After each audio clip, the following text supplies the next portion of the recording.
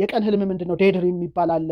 5 የእንቅልፍ ደረጃዎች አሉ። ህልም መልአካዊ፣ ህልም ሰይጣናዊ እና ህልም ሐሞታዊ። ክቡራንና ክቡራት እንደምን ቆያችሁ? እንደምን ዋላችሁ? እንደምን አመሻችሁ? ዛሬ የምንነጋገረው ስለ ህልምና ስለ ራእይ ነው። ብዙዎች እንግዲህ ትዝ ይላችሁ ከሆነ ህልሜን እኖራለሁ ይላሉ። አይ ሃቭ ድሪም፣ ህልም አለኝ ይላሉ። በዚህ ዓለም ካሉ ነገሮች ሁሉ በተለይ ከሰው ልጆች ጋር የተያዘው ነገር ህልም ነው። እንግዲህ ህልሞች ለሳይንቲስቶች እና ለስነ ልቡና ሐኪሞች መቼም ቢሆን ምስጢራዊ እንደሆኑ የሚጓዙ እውነታዎች ናቸው። ህይወታችን 1/3ኛውን ክፍል በእንቅልፍ እናሳልፋለን። ስለዚህ በዚህ በምንተኛበት ጊዜ በርካታ ህልሞችን እናልም። እንግዲህ ህልሞች ቅድም እንዳልኳችሁ አዝናኝ አለ፣ አስደሳች አለ፣ የፍቅር ስሜት ያላቸው አሉ፣ አስጨናቂዎች አሉ፣ አስደንጋጮች አሉ።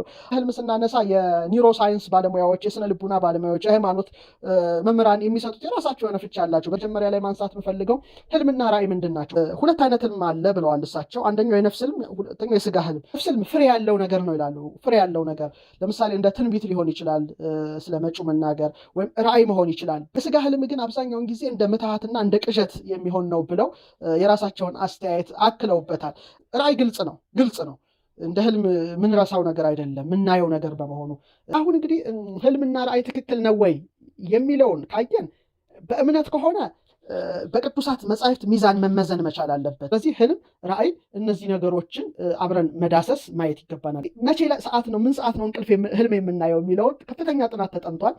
ስንተኛ 5 የእንቅልፍ ደረጃዎች አሉ። 5 ደረጃዎች አሉ። እነዚህ ደረጃዎችን ነው የምናየው። አልጋችን ላይ እንተኛለን። ይሄ እንግዲህ ከ4 እስከ 5 ደረጃ የሚሆን ዝግ ያለ አይናችን ዝግ ይላል።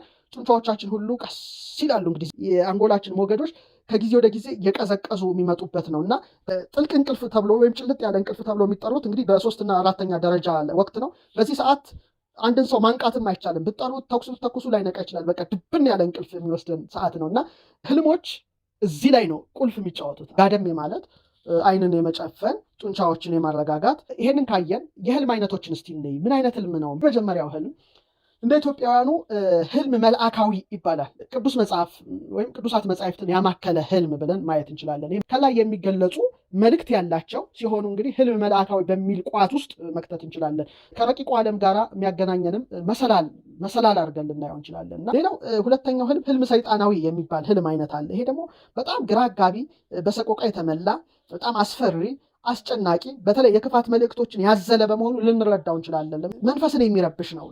ከአምላክ እንደሚሰጥ የመረጋጋት ህልም ሳይሆን መንፈስን የሚረብሽ። ሶስተኛው ህልም አይነት ህልም ሐሞታዊ፣ እንግዲህ ከእግዚአብሔርም አይደለም ከሰይጣንም አይደለም። ህልም መልአካዊ አይደለም፣ ህልም ሰይጣናዊ አይደለም። በጣም መጠንቀቅ ያስፈልጋል። ብቻ ከተገነባንባቸው ውቅሮች የሚመጣ ነው። ህልም መልአካዊ፣ ህልም ሰይጣናዊ እና ህልም ሐሞታዊ ተብሎ የኢትዮጵያው ዶክመንት እንግዲህ ለይቶ አንጥሮ በዚህ መልኩ አቅርቦልናል። በዛሬው መርሃ ግብራችን እንግዲህ ህልምን አይተናል፣ ራእይን አይተናል፣ የህልምና የራእይ ልዩነትን ተመልክተናል። ህልም መልአካዊ፣ ህልም ሰይጣናዊ፣ ሐሞታዊ ህልምን አይተናል። የቀን ህልም ምንድነው? ዴይድሪም የሚባል አለ። 3 አይነት ህልሞችን እንደ ኢትዮጵያውም ጥናት ያየሁት ነው።